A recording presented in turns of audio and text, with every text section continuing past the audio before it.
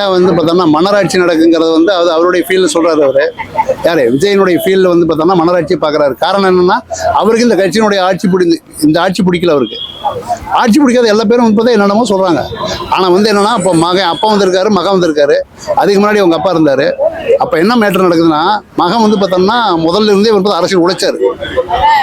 அதனால வந்து இவர் ஸ்டாலின் வந்து சரிதான். இவர் வந்திருக்காருன்னு சொன்னால் இவர் உழைக்கவே இல்லை. யாரு இவர் வந்து உதயநிதி உழைக்க கிடையாது. உழைக்காம வந்துட்டு வந்தா அவர் வந்து பார்த்தோம்னா போய் நான் வந்து இதாக சொன்னால் என்ன தெரியுமா பண்ணிக்கணும். முதல்ல சாதாரண ஒரு வார்டில் வந்து கொண்டு போட்டுருக்கணும். வார்டில் வந்து முதல்ல செயலாளராக முதல்ல ஒரு பஞ்சாயத்து தலைவராக பேசிக்காக வந்து ஒரு இது இருக்குது அப்படி சொல்ல மாட்டாமல் அவருக்கு வந்து பெரிய ஒரு ஆப்பர்ச்சுனிட்டி கொடுத்து வந்து இவ்வளோ பெருசாக ஆகிக்கிறாங்க. அது வந்து எனக்கு பெருசாக வந்து பிடிக்கல. இது நம்ம என்ன சொல்ல முடியும்? உங்கள்கிட்ட பவர் இருக்குது, நீ கொடுக்குறதுக்கு நம்ம என்ன சொல்ல முடியும்? சொல்கிறதுக்கு ஒன்றுமே கிடையாது. அது அவங்க சொல்கிறாங்க வந்து இது நல்லதுங்கிறாங்க கெட்டதுங்கிறாங்க, நம்ம ஒன்றும் சொல்கிறதுக்கே இல்லை. அதனால் வந்து பார்த்தோன்னா விஜயனுடைய கருத்து வந்து அவர் வந்து பார்த்தோன்னா சொல்கிறது கரெக்டு தான். அதை யாரும் எதிர்த்து கேட்குறது? இதே எடப்பாடி பழனிசாமிக்கு ஒரு பையன் இருக்காரு. அவர் செப்பரேட்டு தனியாக முதலமைச்சர் ஆனாலும் அவர் விட்டுருவாரா? பையன் தான் விட்டு வருவார் திருப்பி. ஏன்னா வந்து பார்த்தா இது வந்து பார்த்தா ஹெரிடிட்டரி வந்து இதாக இப்போ இருக்குது. இது உண்மைதான். அது இது எனக்கு கலைஞர் கேட்டார். ஏன்னா சங்கரமடமாக இது வந்து பார்த்தா அரசியல் கொண்டு ஆளை கூட்டி வரக்குன்னு கேட்டார். எல்லாம் கூட இருக்கிறவங்களெல்லாம் கூட்டி வரக்குன்னு சொல்லி அது கம்பேரிசனே கிடையாது. ஓகே, இன்னொரு விஷயம் வந்து பார்த்தீங்கன்னா விஜய் இன்னொரு குற்றச்சாட்டை வச்சிருக்காரு. திமுக வந்து வரப்போற 2026 சட்டமன்ற தேர்தலில் இருமாப்புடன் 200 வெல்லுன்னு சொல்லியிருக்காங்க. விஜய் வந்து அது மக்கள் கையில தான் இருக்கு அப்படின்ற மாதிரி ஒரு கருத்து வச்சிருக்காரு. நீங்க சொல்லுங்க. விஜய்க்கு அரசியல் தெரியாம இருக்கா? விஜய்க்கு அரசியல் தெரியாது. ஒரே விஷயம் என்ன தெரியுமா காரணம்? ஏன் அரசியல் தெரியாதுன்னா முதல்ல வந்து பார்த்தா தெரிஞ்சிருந்தா வந்து பார்த்தா அவர் எல்லா பற்றியும் அனுசரித்து பேசியிருப்பாரு. ஒரு விசிகா அந்த செயலாளர் இருக்காரு இல்லையா, அரசியல் தெரியாதுன்னு ஏன் சொல்கிறோன்னா அவர் முதல் வந்து அரசியல் மேடை முதமான போட்டப்பவே மாவட்ட செயலாளர் ஒரு ஒன்றிய செயலாளர் போற வச்சார மேடையில் உட்கார வைக்கவே கிடையாது. முதல்ல இவருங்க ஒரு 4 பேர் உட்காந்துருக்காங்க. மேடையில் சம்மந்தமில்லாத ஆட்களை உட்காந்துருக்காங்க. அவங்க கட்சியில் யார் மாவட்ட செயலாளர் போட்டிருக்காங்க, யார் ஒன்றியத்தில் போட்டிருக்காங்க, யார் பகுதி செயலாளர் இருக்கிறேன். இதில் வந்து பார்த்தா ஒரு 50 பேர் உட்காந்துருக்கணும் மேடையில்.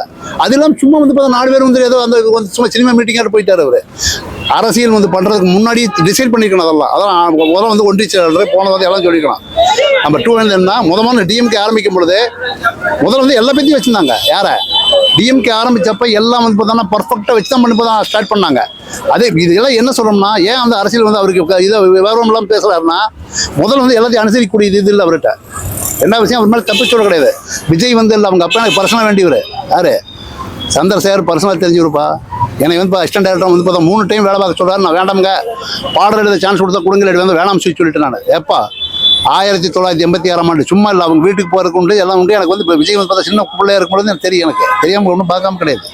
அவர் சொல்கிறது வந்து என்ன, அவருக்கு வந்து அரசியல் வந்து பார்த்தோம்னா இன்னும் நிறைய படிக்க வேண்டி இருக்குது.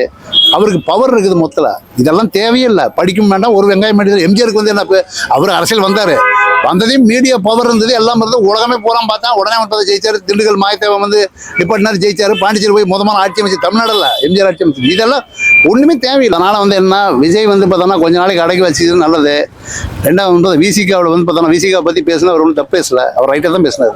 யார் விஜய் பேசுனது கரெக்டாக தான் பேசினார். என்ன சொன்னார்னா அவருக்கு திருமாவளவனுக்கு வந்து ஏதோ ஒரு நிர்பந்தத்தின் காரணமாக ஏதோ ஒரு அழுத்தத்தின் காரணமாக வரல. ஆனால் வந்து பார்த்தா அவருக்கு வர வேணும்னு நோக்கம் வந்து எல்லாரும் மனசு இங்கே தான் இருக்குது அப்படின்னு பேசினா அதை லைவ்ல பார்த்தேன்.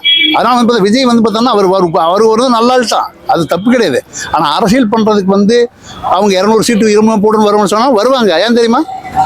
என்ன காரணம் கேட்டீங்கன்னா இப்போ அந்த கூட்டணி இருக்குது, 2 கோடி மக்கள் இருக்காங்க அவங்களுக்கு பின்னாடி. அதனால சொல்ல நியாயமானதா. இவர் வந்து பார்த்தோம்னா இப்போ பேச முடியாதல்ல. 2 பேர் வந்திருக்காங்க, 3 பேர் வந்திருக்காங்க. 3 மேடையில் 4 பேர்த்து வச்சுட்டு வந்து எப்படி சொல்ல முடியுதா? அதனால் வந்து என்ன அவங்க வர்றதுக்கு வந்து டிஎம்கே வர்றதுக்கு 100% வாய்ப்பு இருக்குது. எனக்கு நான் கட்சிக்காரன் கிடையாது. நான் வந்து ஜென்ரல் பார்ட்டி தான். நான் யாரையும் வந்து சப்போர்ட் பண்ணுங்கிற அவசியம் இல்லை. ஆனால் இது என்னன்னா விஜய் வந்து என்னன்னா சினிமாவில் நடிச்சுட்டே இருக்கணும். முதல்ல சினிமாவில் மட்டும்தான் அவருக்கு வந்து அங்கீகாரம் கொடுத்தது. அது சினிமா விட்டு போட்டு வேலைக்கு வரணும்னு சொன்னால் எப்படி அது கரெக்டாக இருக்கும்? விஜயகாந்த் வந்து பார்த்தா வேலைக்கு வராமல் இப்போ சினிமா விட்டு போட்டு வேலைக்கு போய் வீட்டில் உட்காந்தார் வந்து பார்த்தா கடைசியில் வந்து பார்த்தா அவர் உடம்பு சரியில்லாமல் போச்சு. எம்ஜிஆர் வந்து பார்த்தா அரசியல் போய் போனதுக்கு முன்னாடி வந்து பார்த்தா எக்ஸசைஸ் பண்ண முடியல. கடைசியில் சுகர் வந்தது அவருக்கு. வந்து அவர் ஆளை வந்து பார்த்தா கடைசியில் காலி பண்ணிச்சு. அதனால் வந்து என்ன விஜய் வந்து சினிமாவில் நடிச்சுட்டே இருக்கணும். எப்பவுமே சினிமாவில் நடிச்சு அரசியல் பண்ணணும். அரசியல் கொண்டு பண்ண முடியாது. எலெக்ஷன் போகிற டைத்துக்கு வேணால் வந்து 4 மாதத்துக்கு ஆஃப் பண்ணி வச்சுக்கலாம்.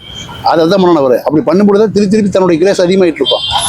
அது இல்லாமல் இன்னொன்று நல்லவர்களும் நல்ல தகுதி உள்ளவர்கள் கொண்டு போகிற அந்த போஸ்டர் போடணும். எல்லா பக்கமும் சும்மா கண்டனாயெல்லாம் கொண்டு போய் போட்டு கடைசியில் பார்த்தா சம்மந்தமெல்லாம் போட்டு அவன் வந்து பார்த்தா சுருட்டக்கூடிய இடத்துல கொண்டு போடக்கூடாது. நம்ம சுருட்டக்கூடாதுன்னு நினைச்சு உள்ள வந்தால் நம்ம சுற்றி இருக்கிறோம் சுருட்டாமல் இருக்கணும். அப்போ தான் நம்ம ஜெயிப்போம் இருக்க முடியும். ஏடிஎம்கே வந்து பார்த்தோன்னா 3 பிரிஞ்சு கிடக்குது. ஏடிஎம்கே 3 நாளாக சிதறி இருக்குது. ஆனால் இருந்தாலும் ஏடிஎம்கே கொடுக்குற செட்ட நோட் இருக்குது.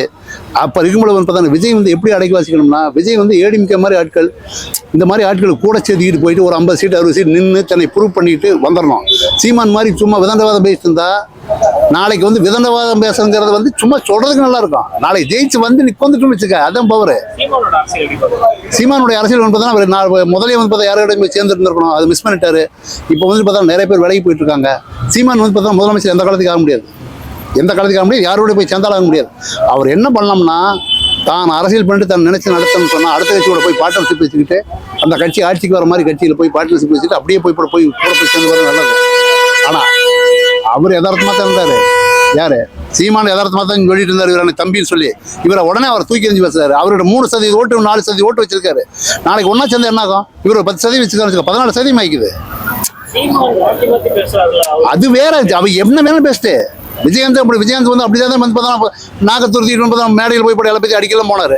அவரை கூட போய் சொல்லி 5 கட்சி கூட்டணி ஒன்றா போய் போன வாட்டி இதெல்லாம் ஒன்றும் கிடையாது. இவர் போய் அனுசரிச்சிருந்துருக்கலாம் அவர் சீமான கூட. ஏன்னா அவர் 3-4% ஓட்டு வச்சிருக்காரு. விஜய் கூட சேரணும் மறுபடியும் பர்சன்டேஜ் ஜாஸ்தி ஆகும். ஓகேவா? ஏற்கனவே வந்து 10% ஒரு வாட்டி வாங்கினார். அந்த பர்சன்டேஜ் பூரா வந்து திருப்பி வந்து விஜயோட சேர்ந்தனால அதனால என்னன்னா பூரா அது வந்து இவர் வந்து விஜய் வந்து பார்த்தோம்னா அனுசரிச்சிருக்கணும்னு சொன்ன ஒரு வார்த்தை எல்லாத்தையும் அனுசரித்து பேசலாம். இப்போ டிஎம்கே வந்து இவர் பேசணுங்கிற தேவையே இல்லை. நெகட்டிவா ஏடிஎம்கே வந்து பார்த்தோம்னா ஏடிஎம்கே டிஎம்கே பிஜேபி எதுவுமே தேவை போய் பேசுறீங்க. உங்களுக்கு அவங்க எந்த இடத்துல வேண்டாமல் இருக்காங்க, அதை பேசணும். இது அட்வைஸ். புயல் வந்துச்சு, அந்த மக்களுக்கு ஒரு இன்டிமேஷன் கொடுக்கல, போன அமைச்சர் மேல சேர்த்து வாரி அடிச்சிருக்காங்க. அதை இது எல்லாமே மக்கள் முட்டாளுங்கிறதே கிடையாது. மக்களுக்கு வந்து இயற்கை பேர் இருக்குது. இவன்பாடு போய் கடல் பக்கத்தில் ஊடு கட்டிட்டு வந்திருப்பேன். இவன்பாடு வந்து பார்த்தா பள்ளத்தாக்கள் போய் ஊடு கட்டி போய் போய் வந்து பார்த்தா போய் வந்துட்டு இருக்கிற தண்ணி மேலே வந்து பார்த்தா போய் ஊடு கட்டிட்டு இருப்பேன். குற்றம் வந்து அவனுக்கு பேர் இருக்குமா மேக்ஸிமம். அதுதான் என்ன தெரியுமா, கீழ்மட்டத்தில் இருக்கிற அதிகாரிகள் வந்து கட்டி வாங்கிட்டு பண்றதுக்கு மேலே கோத்துருக்கிற எம்ஜிஆருக்கு தெரிஞ்சதா கலைஞருக்கு தெரிஞ்சா ஒருத்தரும் தெரியாது. இவனுக்கு எல்லாம் பண்ணிட்டு இருக்கிற வேலை இதை யாரும் கண்ட்ரோல் பண்ண முடியாது.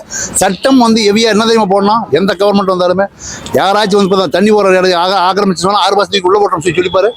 கஞ்சா வைக்கணும் சூட் பண்ணிப்பாரு. 10 இடத்துல போட்டு தரலான்னு சொல்லு. தமிழ்நாட்டுக்குள்ள போட்டு பிடிச்சா போட்டு தள்ளிடுவானுங்க அப்படிங்கிற மாதிரி சொல்லு. எப்படி விற்பாங்க கஞ்சா, இதை எப்படி கஞ்சா வைப்பேன், எப்படி போதைப் பொருள் உள்ள அதை ஏன் சொல்லலை உனக்கு? அப்போ என்ன தெரியுமா காரணம், அந்த இடத்துக்கு வந்து ஜனநாயக கொஸ்டின் வந்து வரும். கோர்ட்டில் வந்து கேள்வி கேட்டுக்க ஆரம்பிச்சிருவேன். நீ எப்படி போய் இப்படி பண்ணி சொல்லிட்டு அந்த இடத்துல வன்முறை வளரக்கூடிய இடமே வந்து அந்த இடத்துல போகிற வந்து தப்பாக போகக்கூடிய இடமே அதுதான். அப்போச்சா அதுக்கு வந்து இவனுக்கு தயாராக இருக்கணும்.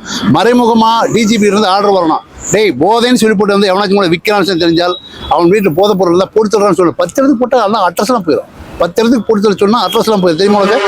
ஒன்றும் இல்லை. என்ன தெரியுமா, காலில் சுட்டேன் இவர் வாழைக்காடி வேணும்டா, காலில் சுட்டேன் தொடர்ந்து சுட்டேன் அங்கேயும் சுட்டேன் அங்கே சுட்டான்னு சொன்னோம்னா ஓடும்போது சுட்டு போட சொன்னால் ஷூட் பண்ணி போடுவேன் அப்படிங்கிறனால தெரிஞ்சா கம்முன்னு மூடிட்டு வந்து பார்த்தா இவனு போதை போட மாட்டேன், போதைக்கு போக அடிமையாக மாட்டேன்.